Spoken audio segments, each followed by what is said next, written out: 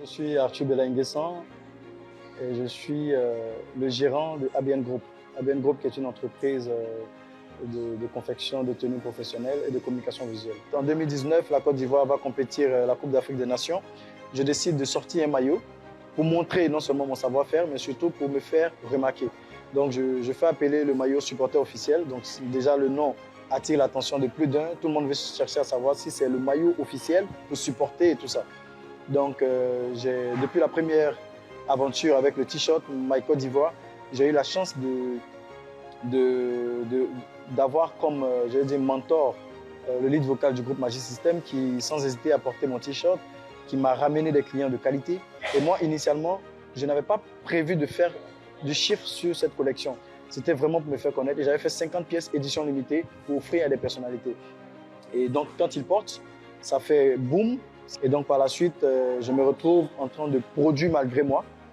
Et jusqu'à ce que je sois imité sur le marché local, je vais me calmer, je vais mieux travailler sur notre projet. Vu que la Côte d'Ivoire organise la Coupe d'Afrique des Nations, il faut vraiment travailler sur un produit, il faut solliciter des banques, des supports financiers pour me permettre vraiment de pouvoir répondre à la demande. Donc voici comment je commence à travailler sur un concept assez original. Et je change l'appellation par de supporter officiel à Aquaba. Et je me dis, ce n'est pas simplement le nom. Il faut rajouter quelque chose dans lequel chaque Ivoirien peut se reconnaître. Voilà comment je commence à faire des recherches sur quels sites touristiques on a au nord, au sud, de l'est, à l'ouest, en passant par le centre. Et voilà comment les idées me viennent. Et j'essaie de les mettre sur un croquis. Bon, j'ai tous les éléments. Maintenant, il faut la matière. Ça me fait voyager un peu partout dans le monde pour aller chercher la matière, travailler la matière, faire des premiers échantillons et m'assurer que le produit est confortable pour les personnes qui le portent et aussi durable. Et voilà, c'est comment l'aventure Aquaba naît 2 ans plus tôt. Pour un projet d'une telle envergure, j'avais besoin d'un soutien financier conséquent. Quand je dis conséquent, c'est au minimum 300 millions que j'avais besoin. Donc je m'oriente vers la plateforme Emploi Jeune où je soumets mon projet. Et donc les premiers conseillers m'ont dit pour ce montant-là, c'est pas évident, essaie de demander moins. Et donc je me dis, bon, vu que j'ai encore du temps, je vais demander peut-être 15 millions. Et si ça passe, je me permettrai de produire, travailler et ensuite peut-être atteindre mes objectifs. Autant je fais des demandes de prêts sur une plateforme du ministère. J'ai aussi sollicité mon entourage, mes amis qui, par ailleurs, m'ont donné 1 million pour certains, 2 millions pour d'autres. Et donc avec des pourcentages très élevés, je me retrouve en fait en train de travailler, produire, les rembourser avec un délai très court. Ça m'essouffle financièrement, mais je me dis, je lâche rien, je continue et tout ça. J'ai commencé déjà par une conférence de presse officielle pour annoncer en fait à tous les Ivoiriens qu'un produit est né, c'est un produit made in Côte d'Ivoire, c'est un produit qui est fait par un de leurs confrères. Vu que c'est une organisation que le président, son Excellence Alassane Ouattara, a voulu comme la CAN la plus réussie, dans la CAN de l'hospitalité, je me dis, il faut que j'aille vers la diaspora.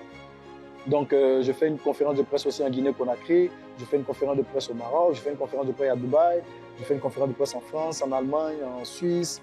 Donc, ça donne un cachet, je veux dire, un cachet de valeur.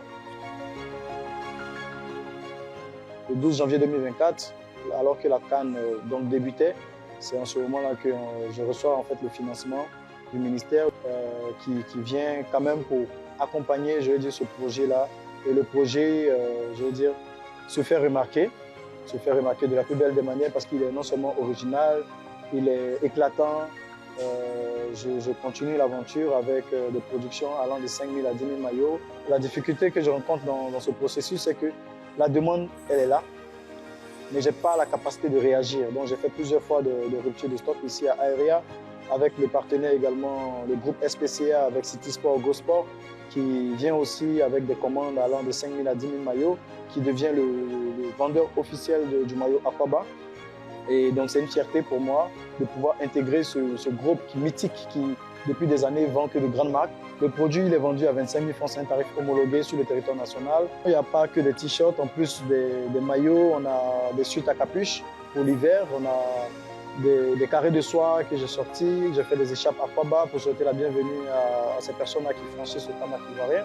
En termes d'objectifs, on est autour de, je veux dire, 15 000 à 20 000 produits.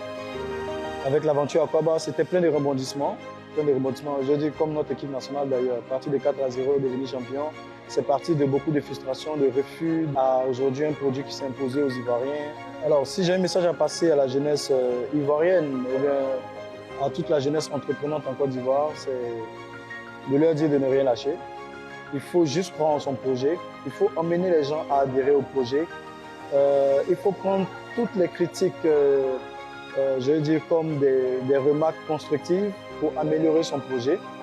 Il ne faut surtout pas se décourager parce que dans notre métier, le découragement est à la porte de toute personne qui veut l'ouvrir.